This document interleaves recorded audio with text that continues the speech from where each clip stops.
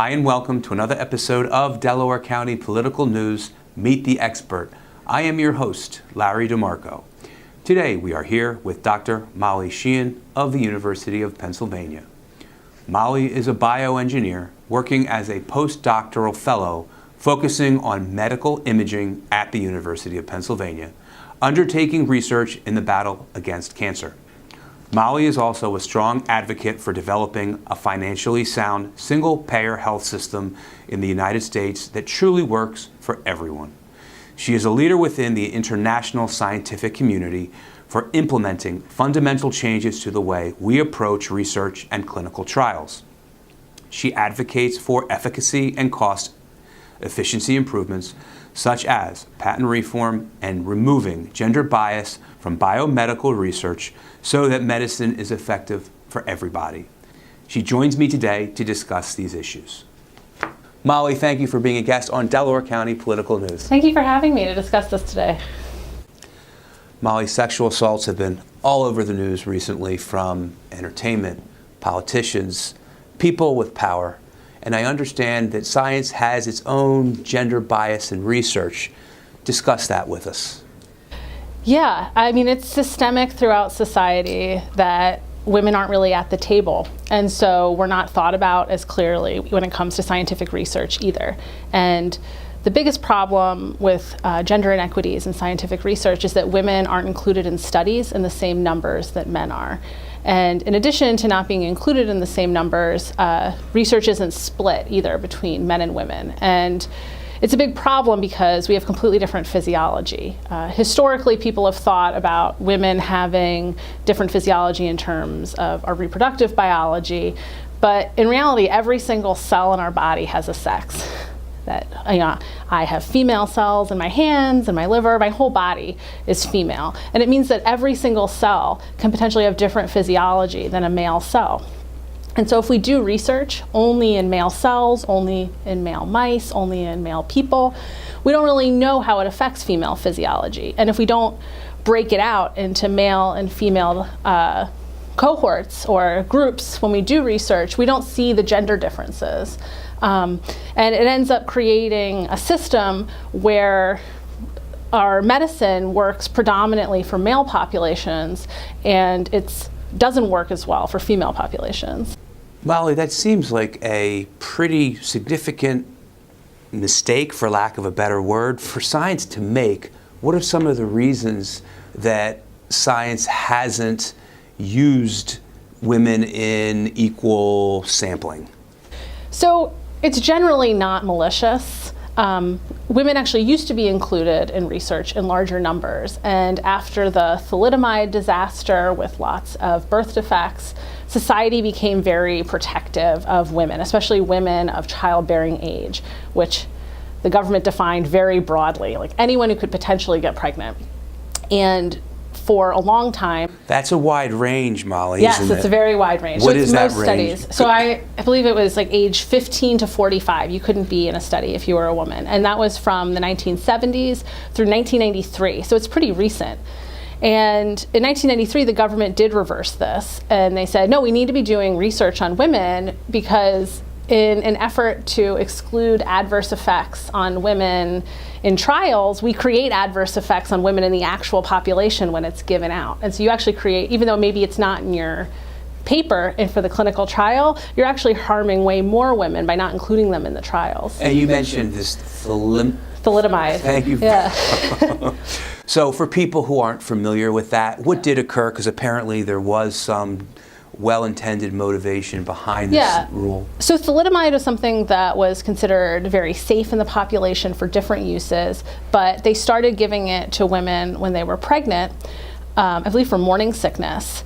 And it ended up causing like incredibly large birth defects, like shortened limbs and other extreme birth defects in babies. And it was something I think people could see. It was visual, these deformed babies. And there was this big movement afterwards to protect women when they were pregnant because there was such an overreach. And this was in the era where better life through chemistry and over-medication of people. And then afterwards, people really wanted to protect pregnant women all the time, anyone who could even potentially be pregnant. All right, so then after 93, there was a correction, and was it enough? No, but it was a really good step in the right direction. And it predominantly affected clinical trials and animal trials. And so now you had to include, with the NIH made rules, the National Institute of Health made rules to include women at different levels of research, that you had to include female models, that you had to include women in clinical trials. And it was fairly effective at getting rid of one of the problems, which is we didn't know if there were adverse effects in women if they weren't being included. And so, something could cause heart attacks in women, and we'd have no idea if we only tested it in men. But they still, the research is still being done predominantly in male models, and it's not breaking out women. And most studies still include dramatically less women than men. And when you don't break it out, you still end up with an effectiveness problem, where if your study's only 10% women, then, and you're not breaking out the women and the men, then you still don't know if the drugs work at all in women. If you're really skewing whether or not you even see the adverse effects in women. So it's still not complete, and there's not enough enforcement of this, of using both models. Now, any reason why that's still not enough? Why it's such a disparity? Yeah, I mean, a lot of it is historic. So we still, one of the problems is that we still have these decades of research that a lot was done where it was entirely in male models. And so if somebody wants to compare to the previous study, they might try to replicate that previous study to say, well, mine's better than this study doing the exact same thing. So you're only changing one variable. You're only changing the drug, is one reason. And the other one is just ignorance and lack of education within the scientific community about this, that people are taught how to do research by their advisors, and so things get grandfathered into the community, and people comply by the standards, but we're not taught during our education about all the different physiological and cellular differences between male and female models to even know when it's appropriate and necessary to implement the female model and when it's inappropriate to use a single gender. Is it easier to get the male model for these studies? So some people would say yes. So it's not easier to get them in the sense that, you can order female mice.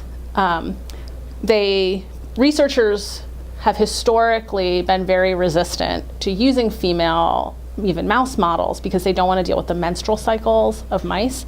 Although there's other research saying that's actually a false assumption, because at least with the menstrual cycle, you can predict it. It has a curve of hormones. It's predictable. We know what it does to physiology. And men and male species of all sorts also have hormonal swings, but they're much less predictable. They tend to be more triggered by stress and anger, and women actually have less of those swings. And so in some ways, you actually could have better data if you do account for the menstrual cycle, because at least it's predictable and cyclical. But I take it it's somewhat easier for the scientists to use the male models? Only because it's what they know how to do. And so it's an education issue. And so this is something I'm actually working on with my scientific community also, because if you think about it, this isn't just an academic problem. It's also industry, it's everyone. And everybody wants their drug to work in as many people as possible. No scientist wants their drug to have adverse effects in people. And so we're pitching it to the community and trying to have education efforts to say, let's double the number of people your drug works in by breaking this out. Or maybe there's a drug that you had that you thought didn't work, that it turns out it works really well in women. So that's another possibility, that there's actually profits to be made also in making it work better for women, and that people could potentially get better data by not having this confounding variable in their research where one population might just not work it and they're not breaking it out. It might actually work better in men than they think, and they might have other drugs that they thought didn't work that work really well. And so we're trying to pitch it as, let's expand your base of buyers. Let's make your stuff work better. Let's make you the best on the market by actually being the person who does work in women. We're 51% of drug buyers. So what is the negative practical effect of not having the good sample size of women models? Yeah, so it's twofold. One is the inhumane effect to women, which is we take drugs that may or may not work for us, that we don't necessarily get better when we are sick in the same way. We lose people that maybe could have been helped if we had done research better, as well as women have 1.5 to 1.7 times more adverse effects than men from drugs. And adverse effects are actually 11% of all hospital admissions. And so you can imagine that's a huge cost to society also, that we have all of these hospital admissions that could be avoidable. Plus we're paying for all these drugs that don't even work on people.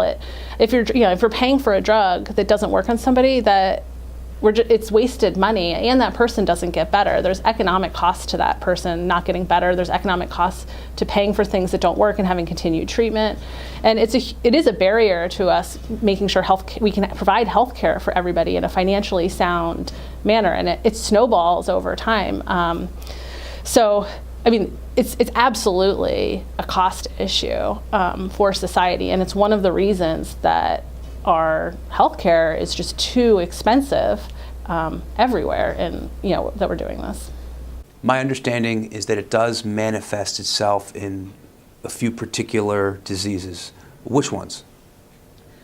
So there's been a few that have been highlighted by the media that are really obvious examples where the research has come out, but I'll just say every single cell of our body does have a sex to it, and so it probably manifests itself in almost every disease. But there are a few. There's certain things that are different about women and men, such as we're smaller on average, and so women a lot of times get significantly overdosed. And everyone's concerned about the opioid crisis right now, and one of the reasons women in some cases have a much higher propensity to addiction is that they're being overdosed. They really need a 30 to 40% smaller dose of opioids, and it also means they have a higher concentration in their body, which means they're more likely to be addicted when we do give them the normal dose. So women get overdosed. We also just have different physiology. Things like heart disease manifest very differently in women and men, and at different ages, which is then another factor. And so we do all this research on cardiac. We have just cardiac research, and we promote things like statins that are prescribed, prolifically throughout the population. But statins have no positive effect in healthy women, despite how many women take them. So we're just not. We find things that work in men, and then we just prescribe it everywhere, but a lot of times it doesn't work that well. There's a lot of other diseases too. Things like recently there was something that came out about sleeping pills, where women wake up in the morning still incredibly groggy. Women have gotten in car accidents because of it, and now they recommend almost half the dose for women, and they still might have other physiological differences other than the dosage. It just makes it inappropriate, where women are still groggy for too long. Women wake up from anesthesia. There's a lot of things that happen with women. But we don't know because we haven't tested it yet. We haven't tested it. These are the ones that have been tested, or these are the ones that have such extreme, that are prescribed throughout so much of the population, generally to fairly healthy people that will complain about adverse effects. I think we're much less likely to hear complaints about people that are ill, because it's harder to say this is an adverse effect of the drug and not an adverse effect of the disease. Are there some particular areas where research is lacking, where there's a need for more accurate data? Well, I think heart disease is a big place that people are becoming more aware of, that we hear increasingly women are major sufferers of heart disease, and there is such dramatically different physiology with men and women that they almost should be studied as completely separate diseases in men and women, and different drugs should be given and developed for women. That's the other side of this. Is it's not just that we're giving women drugs that don't work for them, it's that people aren't necessarily developing drugs at all that do work for them. Even if that drug doesn't work, there's not necessarily another option for treatment for a lot of women, because we're not putting the research into that. And another place is neurodegenerative diseases, like Alzheimer's, also tend to manifest pretty differently in women and at different ages. And so a lot of these things that affect large portions of society, we really should be studying them almost separately, and looking at the gender differences, and if they're dramatic enough, like heart disease, really studying them separately. The other place we should be doing more research is in pregnant women, that historically, even when we bring in women to studies, we exclude pregnant women because it's just too big of a confound, it's just too risky.